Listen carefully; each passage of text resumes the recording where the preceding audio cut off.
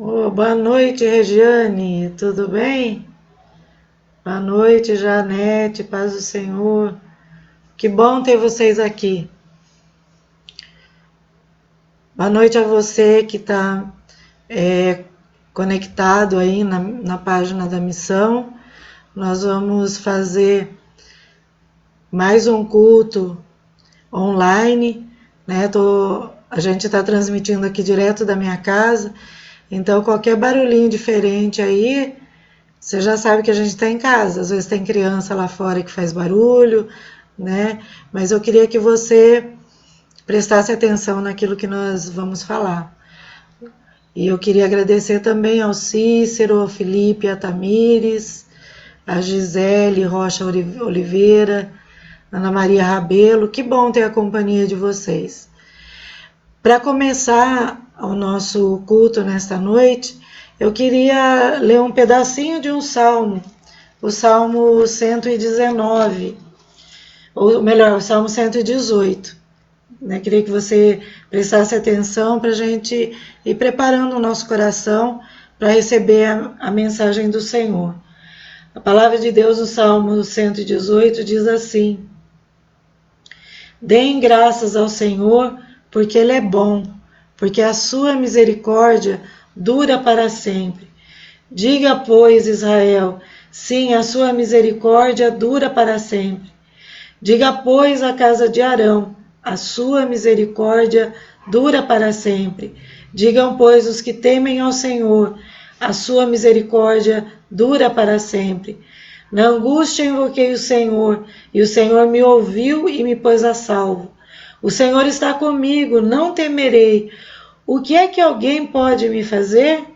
O Senhor está comigo para me ajudar. Por isso verei a derrota dos meus inimigos. Melhor é buscar refúgio no Senhor do que confiar nos seres humanos.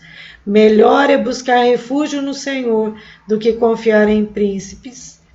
Todas as nações me cercaram, mas em nome do Senhor as destruí. Elas me cercaram, sim, me cercaram de todos os lados, mas em nome do Senhor as destruí. Como abelhas me cercaram, porém, como fogo em espinhos foram queimados. Em nome do Senhor as destruí. Empurraram-me violentamente para me fazer cair, porém o Senhor me ajudou.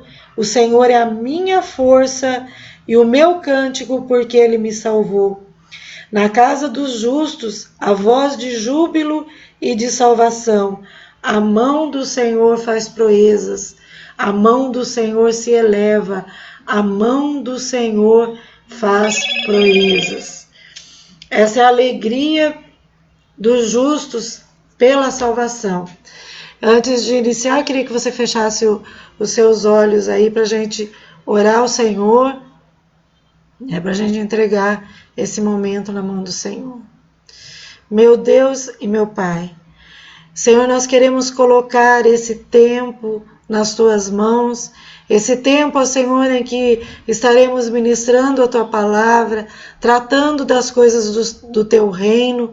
Senhor, nós não sabemos quantas pessoas, na verdade, serão atingidas pelo proclamar da Tua palavra nesta noite. Mas o Senhor sabe e conhece a cada um deles. Então, Pai, que o Teu Espírito Santo prepare o coração dessas pessoas, a boa terra do coração de cada um, e que a Tua palavra frutifique, Senhor. O Senhor nos diz que ela não volta para Ti vazia, então a faça prosperar. Abençoa cada casa nesta noite, onde estão ali conectados nessa transmissão, ó Senhor. Que cada um seja abençoado, ó Pai, que o Senhor atenda as orações, que cada casa seja cheia do Teu Espírito Santo e cada pessoa seja alcançada, ó Pai, na medida da sua fé. Eu te peço e oro em nome do Senhor Jesus. Amém? Que o Senhor te abençoe, te guarde, que o Senhor guarde a sua vida, a sua casa. Hoje é uma noite especial. É noite de Páscoa, né? Foi o dia de ser comemorada a Páscoa. Muitas pessoas compraram ovos de Páscoa, comemoraram com o almoço entre família, porque Eu sei que tem algumas pessoas que quebram a quarentena, né? Mas a gente está de quarentena e o Senhor conhece todas as coisas. E o tema que vai ser tratado hoje é exatamente a respeito da Páscoa. Exatamente a respeito desse tema que nos remete ao dia de hoje, remete às coisas da palavra do Senhor e toda essa situação que a gente está vivendo, né? Nós vivemos numa situação, como a gente tem falado várias vezes, bem complicada, uma situação difícil, uma situação em que nós somos obrigados a ficar em casa, obrigados a nos afastar do nosso trabalho, obrigados a estar distanciados das pessoas que nos são queridos, que nós amamos, até para a preservação da saúde de algumas delas. Mas, irmãos, nada foge do controle da mão do Senhor. E o Senhor sabe exatamente por que nós estamos vivendo esse tempo, essa época e essa situação. Mas eu queria me ater aqui à palavra do Senhor, né, como hoje é comemorada a Páscoa. Como não poderia deixar de ser, a gente vai falar sobre a Páscoa. Eu queria que você abrisse a sua Bíblia em Êxodo, no capítulo 12, e que você deixasse aberta aí nesse texto. Então, hoje nós vamos fazer uso desse texto que fala a respeito da Páscoa. E eu gostaria de ler alguns versículos com vocês, tá bom? Êxodo capítulo 12, que fala da instituição da Páscoa. O Senhor disse a Moisés e a Arão na terra do Egito: esse mês será para vocês o principal dos meses, será o primeiro mês do ano. Falem a toda a congregação de Israel, dizendo: no dia 10 deste mês, cada um tomará para si um cordeiro, segundo a casa dos pais, um cordeiro para cada família. Mas se a família for pequena para um cordeiro, então o chefe da família convidará o seu vizinho mais próximo, conforme o número de pessoas, conforme o que cada um puder comer. Por aí vocês calcularão quantos serão necessários para o cordeiro. O cordeiro será sem defeito, macho de 1 ano, podendo também ser um cabrito. Vocês guardarão o cordeiro até o 14º dia deste mês, e todo o ajuntamento da congregação de Israel o matará no crepúsculo da tarde. Pegarão um pouco de sangue e o passarão nas 2 ombreiras e na viga superior da porta, nas casas em que o comerem. Naquela noite, comerão a carne assada no fogo, com pães sem fermentos e ervas amargas.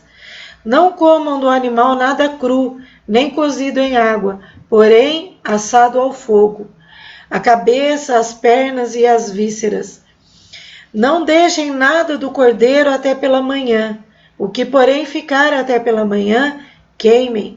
É assim que vocês devem comê-lo, já prontos para viajar, com as sandálias nos pés e o cajado na mão. Comam depressa. É a Páscoa do Senhor. Amém? Este aqui é o relato da última praga que Deus enviou sobre o Egito, e ao mesmo tempo ela é uma figura da redenção da humanidade feita por Jesus. Na Páscoa, nessa Páscoa aqui, um cordeiro tomou o lugar do primogênito de cada família, e isso nos fala diretamente da natureza da morte de Jesus, que tomou o nosso lugar, que nos substituiu ali no madeiro, e também nos mostra muitos detalhes a respeito da redenção de Jesus. Esse texto, esse relato, é uma figura tremenda de um período que marcaria para sempre a humanidade. Paulo, na sua primeira carta aos Coríntios, no capítulo 5, versículo 7, ele chama Jesus de o nosso Cordeiro Pascal que já foi sacrificado. Então esse texto você vai ver que ele vai se relacionando exatamente com a morte e a ressurreição de Cristo. Esse Cristo que Paulo chamou de o nosso Cordeiro Pascal, Jesus que é a nossa Páscoa. Há muito significado em todo esse relato de Êxodo. Ele significa, por exemplo, um novo começo. Olha o que diz aí o versículo 2. Esse mês será para vocês o principal dos meses, será o primeiro mês do ano. Quando aconteceu esse episódio, eles estavam, segundo os historiadores, no 7º mês do ano. E agora Deus fala para Moisés, olha, está surgindo uma coisa nova. Vai acontecer algo novo. E então, para que fique bem marcado que algo novo está acontecendo, este mês, a minha vontade é que este mês seja para vocês o principal dos meses e o primeiro mês do ano. Então, um novo tempo marcado pela ordem de Deus para se estabelecer um ano novo marcado pelo sacrifício do Cordeiro. E isso é muito importante. É muito importante porque cada vez que nós temos o contato, cada vez que nós nos lembramos, e isso deveria ser mais vezes do que uma vez só no ano, da morte, da ressurreição de Cristo, ou participamos da ceia do Senhor, nós devemos entender como uma nova oportunidade, um novo tempo, um novo começo que o Senhor está sempre dando para nós. Uma nova oportunidade da gente recomeçar a nossa vida outra vez, uma oportunidade da gente consertar as coisas que estavam desacertadas. Então é muito importante a gente olhar para a palavra do Senhor e permitir que o Espírito Santo fale conosco e nos traga a revelação de algumas coisas. E como é um novo começo, a gente vai entender o nosso calendário, porque o nosso calendário é assim. Há um tempo antes de Cristo e o nosso calendário, ele começa exatamente nessa época, ele começa um ano novo, não é? Ele começa contado a partir do nascimento de Jesus.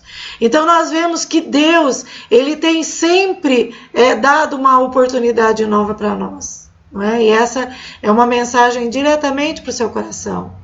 Há um novo tempo surgindo na sua vida e todos os dias. A palavra do Senhor diz que a misericórdia do Senhor se renova a cada manhã. E o que é a misericórdia do Senhor, se não a oportunidade de um recomeço, se não a oportunidade de a gente conciliar, consertar, da gente endireitar o nosso caminho e de nos alinharmos com aquilo que está escrito na palavra do Senhor. Né? Então o importante é que lá naquela época, esse cordeiro ele já era um tipo de Cristo. Esse cordeiro já tipificava Jesus. E aqui nós vamos encontrar a partir do Novo Testamento, a partir do nascimento de Jesus, nós vamos perceber que Jesus é o ponto focal, ele é o centro da história da humanidade. E se a gente for ver até no começo da criação, Jesus também estava lá. Então ele é o ponto focal da história. E assim como a redenção marcava um novo começo na vida do povo de Deus, porque eles estavam sendo libertos do jugo do Egito, a redenção de Jesus marca a libertação da escravidão, uma escravidão criada pelo mundo, pela carne, pelo diabo, pelo pecado. Então, olha só, a redenção de Cristo fala sobre a nossa libertação. E se eu fosse você, já estava dando uma aleluia aí bem grande, não é? Porque você é liberto pelo sangue do Cordeiro. Aleluia. Efésios 2, versículo 1, 5, fala a respeito disso. Diz assim a palavra do Senhor: vocês estavam mortos por causa da sua desobediência e dos seus muitos pecados, nos quais costumavam viver como o resto do mundo. obedecendo ao comandante dos poderes do mundo invisível. Ele é o Espírito que opera no coração dos que recusam a obedecer. Todos nós vivíamos deste modo, seguindo os desejos ardentes e as inclinações de nossa natureza humana. Éramos, por natureza, merecedores da ira como os demais. Mas Deus é tão rico em misericórdia e nos amou tanto que, embora estivéssemos mortos por causa dos nossos pecados, Ele nos deu vida juntamente com Cristo. É pela graça que vocês são salvos. Aleluia! E glória a Deus pela sua vida que está participando aqui e está louvando ao Senhor e está manifestando através da escrita o seu louvor e a sua admiração ao Senhor que fez tanto por nós, quando nós ainda éramos pecadores. O sacrifício para a Páscoa, lá em Êxodo 12, deveria ser um cordeiro. E é interessante que a natureza desse animalzinho é uma natureza branda, uma natureza inofensiva. E por muitas vezes a Bíblia usa a sua figura para falar de Jesus. Por exemplo, em Isaías 53, versículo 7, diz assim o profeta: Ele foi oprimido e humilhado, mas não disse uma palavra. Foi levado como cordeiro para o matadouro, como ovelha muda diante dos tosqueadores, não abriu a sua boca. Jesus realmente é o nosso cordeiro pascal. A palavra de Deus no texto que nós lemos mostra para nós que o cordeiro escolhido, ele tinha que ser um macho de 1 ano, sem defeito e sem nenhuma mácula. Não podia ter nenhum defeitinho.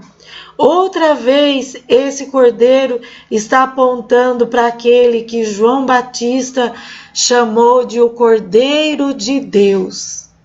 E ele não só falou do Cordeiro de Deus, e eu peço licença para mim poder imaginar João Batista percebendo a chegada de Jesus, se aproximando dele e se levantando, e João naquela comoção do seu espírito e naquele reconhecimento da presença de Deus, aquele reconhecimento que nós falamos aqui na quinta-feira, ele olhou e disse: Eis o Cordeiro de Deus que tira o pecado do mundo. Aleluia!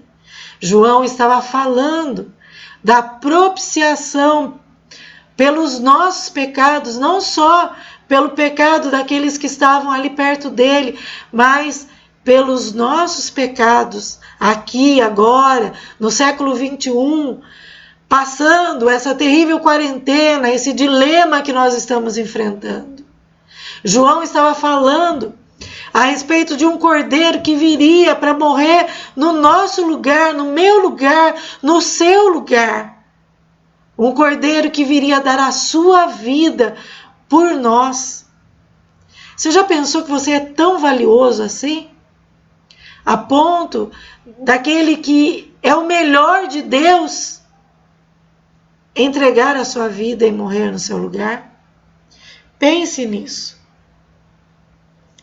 Assim como o povo de Israel, nós estávamos perdidos nos nossos pecados, nos nossos delitos, nas nossas ofensas. E diz a Bíblia, sem esperança nenhuma, não havia esperança. Um cordeiro sem mácula precisava morrer em nosso lugar. E teria que ser o cordeiro, aquele cordeiro, tinha que ser o cordeiro. E Deus providenciou o melhor que ele tinha, o seu filho unigênito.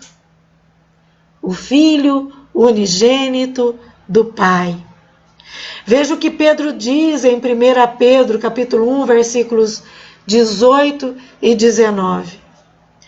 pois vocês sabem que o resgate para salvá-los do estilo de vida vazio que herdaram dos seus antepassados não foi pago com simples ouro ou prata que perdem seu valor, mas com o sangue precioso de Cristo, o Cordeiro de Deus, sem pecado, sem mancha.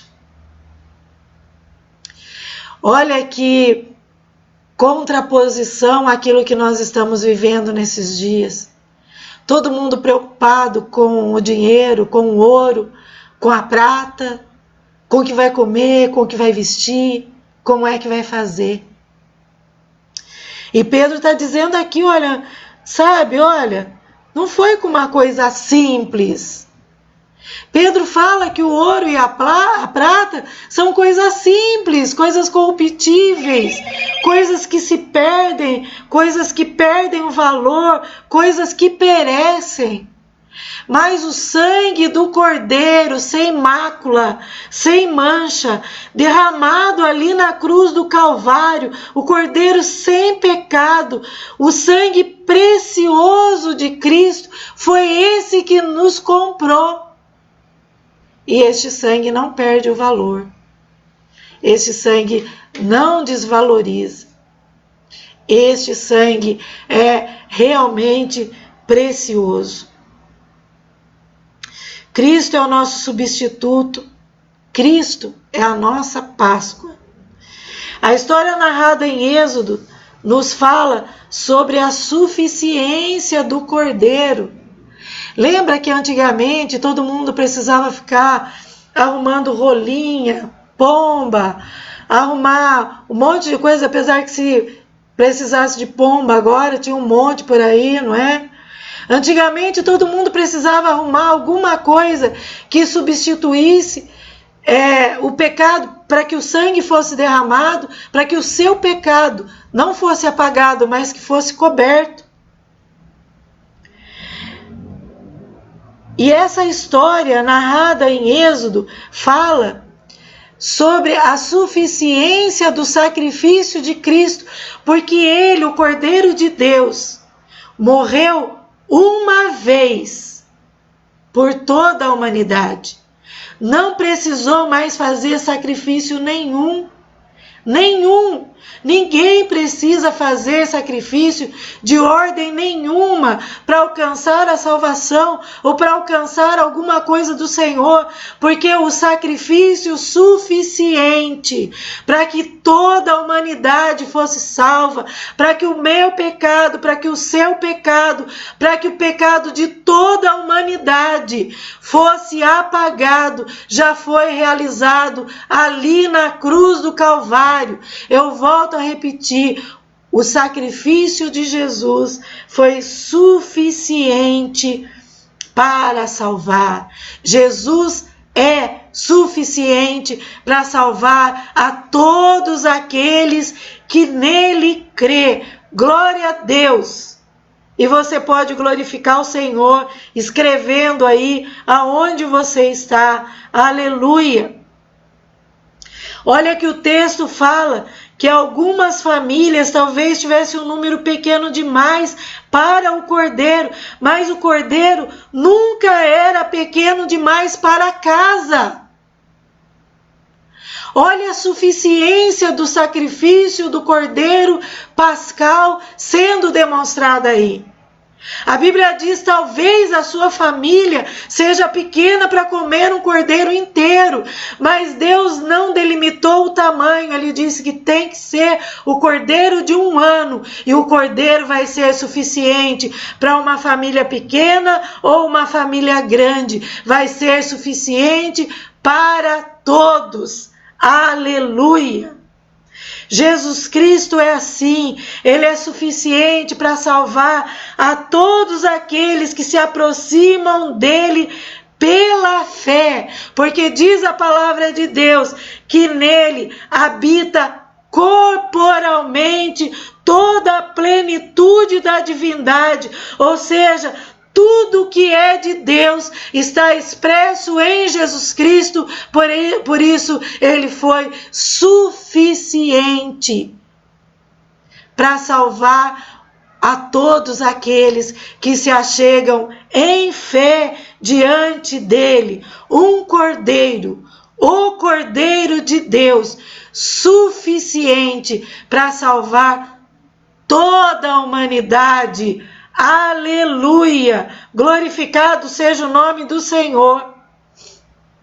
Esse texto também, além de falar sobre a suficiência, fala sobre a eficiência do sacrifício. O sacrifício do Cordeiro foi eficiente para livrar aquele povo que obedeceu ao Senhor do jugo, da escravidão do Egito. O sangue derramado, o sangue do Cordeiro derramado também foi utilizado. O corpo do Cordeiro, o sangue do Cordeiro, aleluia!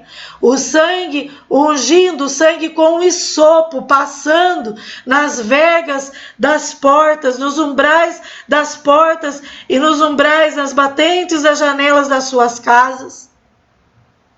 Demonstraria que ali o anjo da morte não podia passar, não podia acessar aquelas casas.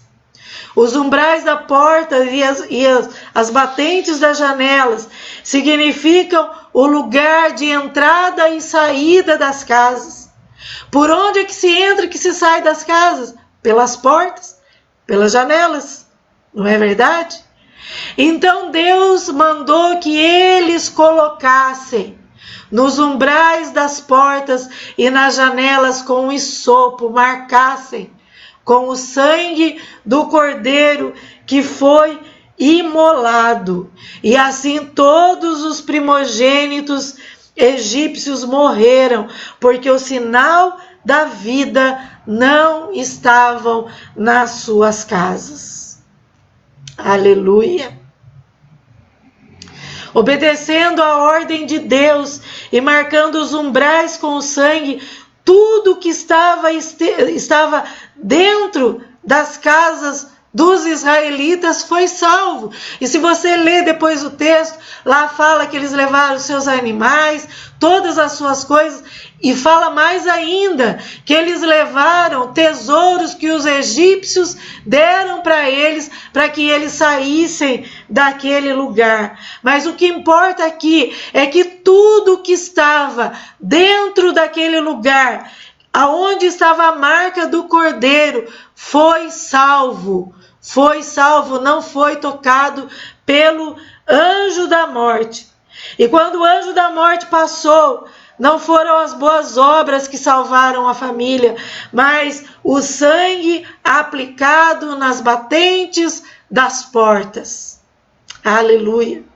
E eu sei que você está vendo, que você está sentindo o Espírito Santo de Deus falar com você, que as entradas e as saídas da sua casa precisam ser seladas com o sangue do Cordeiro. Hoje ele não precisa mais ser derramado, não precisa mais ter o sangue físico, o sangue biológico, o sangue, o hémon, alguma coisa que significa sangue, não precisa mais ser derramado. Basta você, que é lavado pelo sangue do Cordeiro, se prostrar diante do Senhor, estabelecer o seu altar dentro da sua casa e impedir que as coisas ruins, orar ao Senhor, colocar a marca do Senhor nas portas da sua casa, nas janelas da sua casa, o lugar de entrada e saída, para que o anjo do Senhor esteja protegendo e nenhum mal, diz a palavra de Deus, entrará na sua tenda e nada poderá te atingir. Aleluia! Glorificado seja o nome do Senhor. Êxodo 12, versículo 13 diz: mas o sangue nos batentes das portas servirá de sinal e marcará as casas onde vocês estão. Olha a importância de você consagrar a sua casa ao Senhor. Quando eu vir o sangue, passarei por sobre aquela casa E quando eu ferir a terra do Egito, a praga da morte não os tocará. Aleluia! Glória ao nome do Senhor. O sangue derramado por Jesus na cruz do Calvário foi eficiente para apagar os nossos pecados e nos tirar do império das trevas e da morte, nos transportando para o reino do Filho do amor de Jesus. O que mais nós queremos, meus irmãos? O que mais a gente quer? Deus é bom demais. Aleluia! Coloque aí a marca do Cordeiro nas vergas das suas portas. Consagre tudo que você tem ao Senhor. Erga e eleve o altar do Senhor dentro da sua casa. E quando o anjo da morte vier, o anjo da morte já está por aí. É certo que ele verá, como diz aqui em Êxodo, no versículo 13 do capítulo 12, ele verá o sinal e passará por sobre a sua casa, e a praga não atingirá a sua tenda. Não só em tempo de epidemia, em qualquer hora, qualquer coisa, em qualquer lugar em que você estiver, você estará protegido pelo sangue do Cordeiro do Senhor, porque o sangue de Jesus tem poder. Aleluia! Glória ao nome do Senhor, glória a Ele que nos transportou do reino das trevas, nos tirou de onde nós estávamos para o reino do Filho do seu amor. Aleluia. Todo cordeiro ali no Egito deveria ser consumido. Todos aqueles para quem o cordeiro foi morto tinha que comer dele. Ele deveria ser consumido integralmente, diz a palavra do Senhor. Se sobrasse alguma coisa era para queimar, porque nada do cordeiro poderia ficar ali no Egito. Nada do cordeiro poderia ficar naquele, nós sabemos que o Egito simboliza o mundo, naquela contaminação, nada poderia ficar. Tinha que ser consumido, assado por inteiro. A família tinha que comer tudo do cordeiro. Não apenas uma parte, mas todo o cordeiro deveria ser comido, acompanhado de pão sem fermento e de ervas amargas. Isso nos remete a entender que a salvação é o compartilhar também da fé em Cristo Jesus. Ele é o pão da vida, o pão sem fermento. Nele não se achou pecado nenhum. O fermento, ele simboliza o pecado. Quando o povo foi comer o cordeiro, a instrução é para que eles comessem o cordeiro sem fermento, sem a contaminação, sem a fermentação, não é? E assim a gente tem que continuar na nossa vida também, comendo do cordeiro integralmente, não deixando nada. Nós não podemos escolher algumas partes que nós achamos que é boa do Evangelho, que é boa de Jesus e trazer para nós. Não! A Bíblia diz que o cordeiro tem que ser comido integralmente. Integralmente. E não pode vir acompanhado de pão fermentado, pão com fermento. E as ervas amargas que acompanhavam eram as aflições que haveriam de vir. Tanto lá para o povo do Egito, como para Jesus, que passou toda aquela via crucis, todo o período, sendo vilipendiado, sendo maltratado, cuspido, humilhado, as ervas amargas da vida dele, para que ele fosse entregue depois, como o Cordeiro de Deus, que tira o pecado do mundo. Jesus é o pão da vida. Jesus é o pão da vida. A Bíblia fala também a respeito das ervas amargas com relação à nossa vida. A vida de cristão não é um mar de rosas. Jesus disse assim, olha, no mundo tereis aflições, mas fiquem animados. Tenham bom ânimo, porque eu venci o mundo. E se eu venci o mundo, Eu estou morrendo para capacitar vocês para vencerem o mundo também, porque já não é mais vocês que vivem, sou eu que vivo dentro de você. Você consegue entender, compreender esse tipo de coisa? Compreender tudo isso que o Senhor nos fala, o que a morte de cruz do Senhor fala conosco?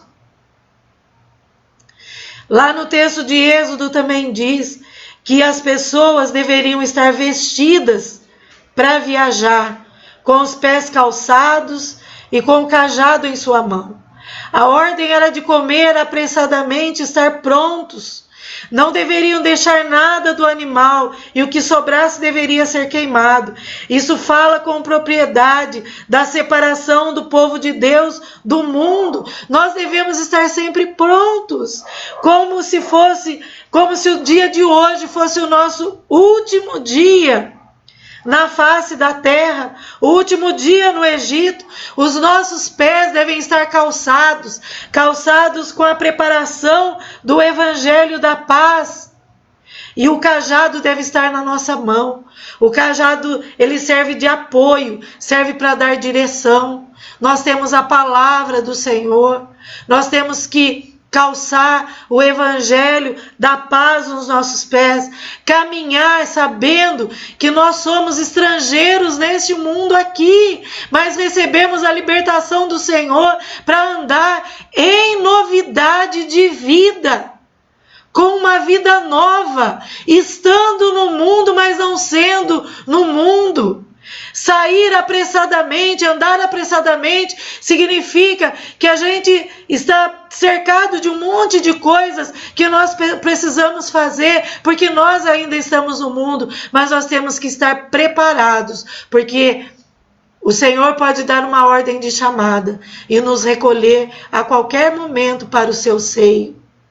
E isso é maravilhoso, porque aquele povo estava caminhando para a terra prometida e nós estamos caminhando para a nossa pátria celestial e não vemos a hora de chegar este dia em que estaremos com o nosso Senhor. Aleluia! Glória a Deus! Nenhum dos primogênitos do povo de Israel morreu, porque entre eles, entre o povo e o anjo da morte, havia o sangue do Cordeiro. Da mesma forma acontece com aqueles, ou conosco, que recebemos ao Senhor Jesus no nosso coração, somos salvos, porque Cristo derramou o seu sangue para perdão e remissão dos nossos pecados. É por isso que Paulo diz: onde está, ó morte, o teu aguilhão? Onde está, ó morte, a tua vitória? Entre mim e entre a morte, entre o anjo da morte, está o sangue precioso do Senhor Jesus Cristo, que nos redimiu, que nos remiu e nos remete para a vida eterna. Aleluia! Glória ao nome do Senhor. Assim, então, Jesus se tornou a nossa Páscoa. E ainda que houvesse culpa sobre nós, a Bíblia diz que o sangue de Jesus Cristo nos purifica de todo pecado. Você é capaz de declarar isso? O sangue de Jesus Cristo me purifica de todo o pecado. Aleluia! A celebração da Páscoa deveria ser comemorada todo ano como um memorial. E assim acontece até os dias de hoje. Jesus morreu após celebrar a Páscoa. Antes, porém, ele instituiu a ceia do Senhor como memorial. Quando ele partiu o pão e deu o cálice com o vinho, ele disse: este é o meu corpo e este é o meu sangue. O meu corpo que foi partido por vocês e o meu sangue que foi derramado para a remissão dos seus pecados e do pecado de toda a humanidade. E ele deu uma ordem para o seu povo: fazei isto em memória de mim. Aleluia. Meus irmãos, eu espero que você tenha entendido a grandeza dessa mensagem, da saída do povo do Egito, de como nós somos protegidos, como somos amados, de como o Senhor nos sustenta, de como Ele vai à nossa frente, de como o Senhor olha por nós, de como o Senhor tem nos assistido, de como o Senhor se importa conosco. Se importa tanto que hoje, antes que acontecesse tudo o que aconteceu, Ele já providenciou uma forma da ciência elaborar um meio de comunicação onde nós pudéssemos estar conectados. Este é o grande amor de Deus pelos seus filhos. Um amor realmente grande, grande mesmo, não é? Que João ele não conseguiu descrever o tamanho desse amor. Ele simplesmente disse em João 3,16: Deus amou tanto, Deus amou tanto, tanto, tanto o mundo, que Ele deu, de graça, Ele deu o seu Filho unigênito, para que todo aquele que nele crê não pereça, mas tenha a vida eterna. E essa vida eterna nós temos em Jesus. Aleluia. Glória ao nome do Senhor. E hoje, nesta noite, como nós já combinamos, nós vamos participar do pão e do vinho. Você aí na sua casa, eu aqui na minha casa. Não é? Nós vamos participar, demonstrando ao mundo mostrando realmente, para que o mundo tenha uma visão, para que qualquer pessoa que veja este vídeo, que veja esta ministração, ela entenda que os templos podem se fechar, mas o templo físico, mas os templos vivos que somos nós estamos ativos, participantes do corpo de Cristo, não é? E nada pode segurar a igreja do Senhor.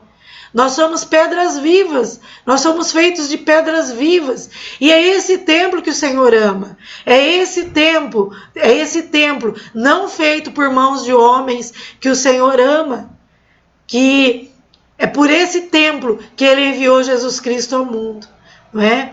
Então eu queria que você depois, se você quiser, depois de participar da ceia, ou enquanto você estiver participando da ceia com a sua família, você mandasse uma foto para nós. Nós vamos estar fazendo um mural, para que o nome de Jesus seja engrandecido e o diabo seja envergonhado, para que o céu seja enaltecido e o inferno se sinta derrotado. Nós vamos estar fazendo um mural de todas as pessoas que estão partilhando, fazendo um memorial em obediência àquilo que Jesus deixou escrito na sua palavra. Tá certo? Mas isso se você quiser, você não é obrigado, tá bom? Se você quiser, nós vamos receber a sua foto e fazer um memorial. Mas vamos passar aqui a ministração da ceia do Senhor. Nós vamos ler o texto de 1 Coríntios 11, versículos 23 ao 26, Paulo dizendo à igreja de Corinto e a nós como igreja: pois eu lhes transmiti aquilo que recebi do Senhor. Na noite em que o Senhor Jesus foi traído, Ele tomou o pão, agradeceu a Deus, partiu e disse: este é o meu corpo que é entregue por vocês. Façam isso em memória de mim. Depois, da mesma forma, depois da ceia, tomou o cálice e disse: este cálice é a nova aliança confirmada com meu sangue. Façam isso em memória de mim sempre que o beberem, porque cada vez que vocês comem deste pão e bebem deste cálice, anunciam a morte do Senhor até que Ele venha. Se você está com o seu pão aí, pegue o seu pão na mão, partam na quantidade de pessoas que está aí, né? Eu vou orar, e assim como a gente faz na igreja, depois você vai pegar o pão e você vai participar do pão. Ele não vai se transformar em corpo de Cristo. Ele é apenas um memorial para que a gente lembre que num dia espetacularmente glorioso, Jesus Cristo se entregou ali na cruz do Calvário. Ele não foi, ninguém entregou Jesus. Não foram os judeus, não foram os romanos, mas Jesus se entregou para que o plano da salvação, que foi falado por Deus, que foi dito por Deus lá no comecinho da criação, ele se concretizasse ali naquele dia glorioso, naquele dia maravilhoso. Então pegue o pão aí na sua mão. Senhor meu Deus, em cumprimento, Senhor, a tua palavra, nós pegamos, ó Senhor, deste pão, representando aqui, em lembrança, em memorial, ao teu corpo que foi partido por nós, ali naquela cruenta cruz. E nessa noite, Pai, nós lembramos, nessa noite, Senhor Jesus, nós lembramos que nós estávamos perdidos em nossos pecados, em nossos delitos, em nossas ofensas. Mas a palavra de Deus diz que agradou ao Pai moê-lo para que nós recebêssemos a salvação em Ti, Senhor. Nós somos gratos a Ti, em nome de Jesus. Você pode participar do pão aí com os seus familiares. Ruth?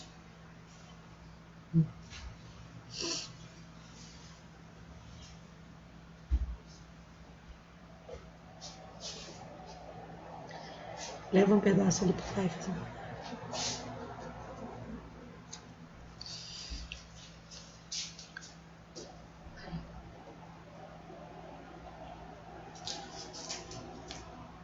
É preciso comer.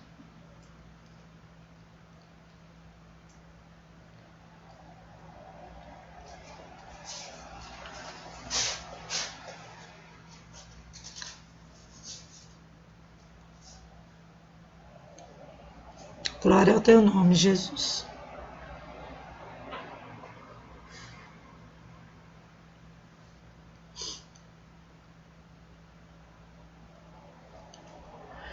A palavra de Deus diz também que da mesma forma, depois ele tomou o cálice e ele disse: este cálice é a nova aliança confirmada com o meu sangue. Um tempo ali de uma velha aliança estava terminando. E uma nova aliança estava sendo feita, estava sendo instituída. E nessa nova aliança, eu e você fomos incluídos. Glória ao nome do Senhor. E ele disse: façam isso em memória de mim sempre que o beberem. Senhor meu Deus, nesta hora também, em obediência à tua palavra, nós tomamos o cálice com o vinho que representa o sangue de Jesus Cristo, o sangue da nova aliança. Esse sangue que fez que nós nos tornássemos participantes dessa nova aliança. Nós somos gratos a Ti, Senhor. Você pode tomar o seu suco de uva aí na sua casa.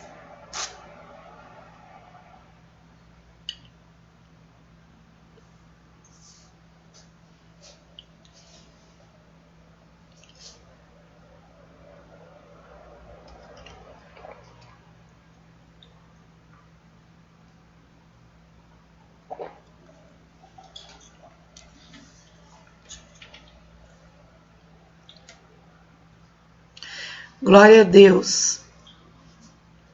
Que você sinta a renovação do Senhor. Que você sinta a ministração do Senhor na sua vida.